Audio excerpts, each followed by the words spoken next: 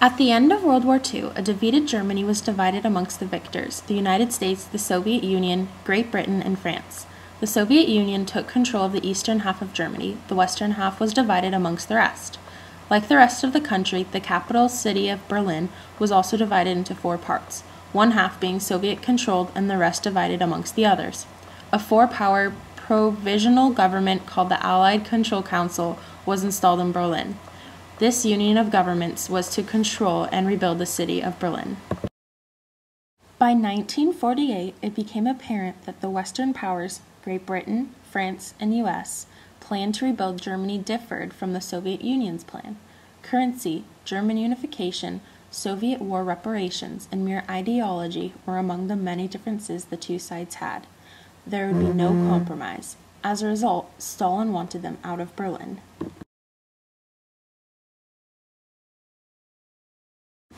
In early 1948, tensions between the once former Allies climaxed. On April 9, 1948, Stalin ordered all American military workers out of the Eastern Zone.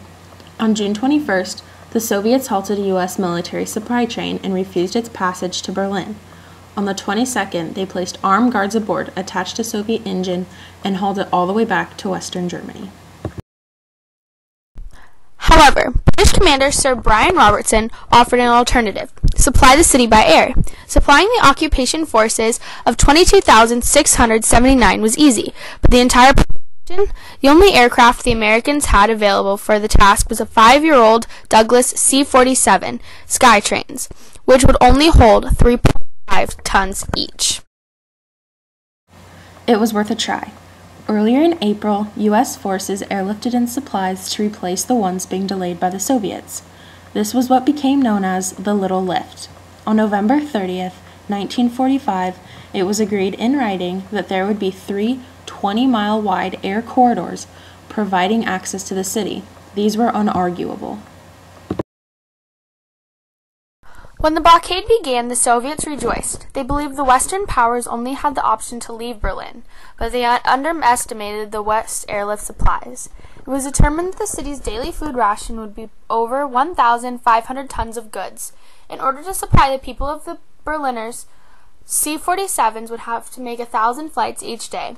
It would be impossible. Realizing that this kind of tonnage could not be achieved using C-47s, General Clay and General LeMay made requests for more C-54s, for they could carry over 3 times more cargo than C-47s. On June 27th, an additional 52 Skymasters were ordered to Berlin. On June 28th, President Truman made a statement that abandoning Berlin was out of the question. He then ordered U.S. B-29 superfortresses to be stationed at British airfields to show the Soviets that the Western powers were not taking this lightly. The size of the operation had to be increased in order to sufficiently supply the city and keep these people going. It needed to be commanded by someone who had expertise in air transport. That man came in the form of Major General William H. Tunner. Tunner assumed command of airlift operations on July 28, 1948. The airlift had been operating for just over a month. Life for the Berliners was hard. In the beginning, there was about a month's worth of supplies to be had, but stockpiles were dwindling. The aircraft had not reached its predicted consumption rate yet, and starvation was near. In addition, when the winter of 1948-49 hit, there was little fuel to run the remaining industry, let alone heat the homes. The people of Berlin soon found themselves chopping down all the trees in the city for fuel and learning what grasses could be eaten for food. In addition, people rummaged through garbage cans for food, but soon they found that there was very little of that to go around. It was dire circumstance, but still, they knew that their suffering in the manner would be better than succumbing to Soviet control. They had seen the treatment the Soviet soldiers had given them when they had arrived. They were stealing everyone's valuables, systematically stripping the industry of all the necessary equipment and shipping it back to Moscow. One of the biggest problems during the airlift was the lack of manpower. It was decided to use Berliners themselves. There was no lack of support, as they were eager to help because it was all for them anyway. In addition, those who helped got an extra ration. This was very important to them, as the allotted ration was very small. So soon German volunteers were used to unloading crews at Tempelhof. They would board the aircraft as soon as it stopped and commence unloading. By April 1949, airlift operations were going rather smoothly, and General Towner wanted to break up the repetitiveness. He liked the idea of a big event that would show the capabilities of his command, as well as give everyone a big moral boost. He wanted to set a record. In order to do that, much planning was necessary, and it was decided that on Easter Sunday, the only cargo was to be coal.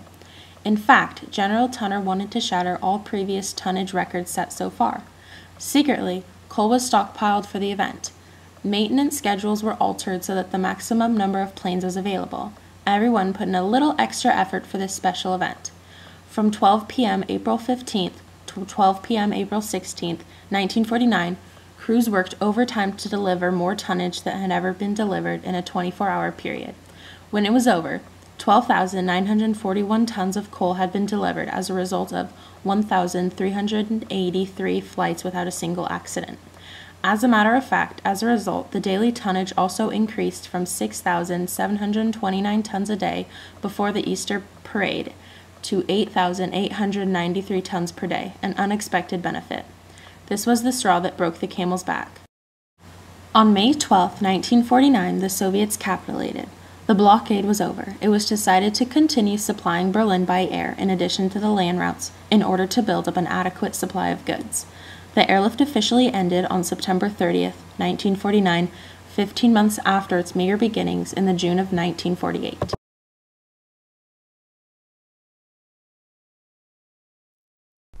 In total, the U.S. delivered 1,783,572.7 tons, while 541,936.9 tons were delivered by the British, totaling 2.3 million tons from 2,077,569 total flights to Berlin. C-47s and C-54s alone traveled over 92 million miles in order to do so. These were astounding figures, considering that in the beginning it seemed impossible to even try. Nevertheless, even the greatest operation is not without risk. A total of 101 fatalities were recorded as a result of the operation, including 31 Americans, mostly due to crashes. The most obvious result of this conflict was the 40-year Cold War with the Soviet Union. The U.S. also forged a newfound friendship with Germany, its former foe, and established the Federal Republic of Germany as a result. In addition, the North Atlantic Treaty Organization was formed as a result of the crisis. Our aircraft and airway system we enjoy today was developed and perfected as a result of the Berlin airlift. Loading procedures and maintenance procedures are greatly improved as a result too. More importantly, the Berlin airlift demonstrated the military need for air transport in addition to bombers and fighters. All of these political ideas come as a result of the U.S., Great Britain, France, and Germany to resist oppressive tactics and wage a battle of air transport. This battle saved over 2.5 million people without firing a single shot.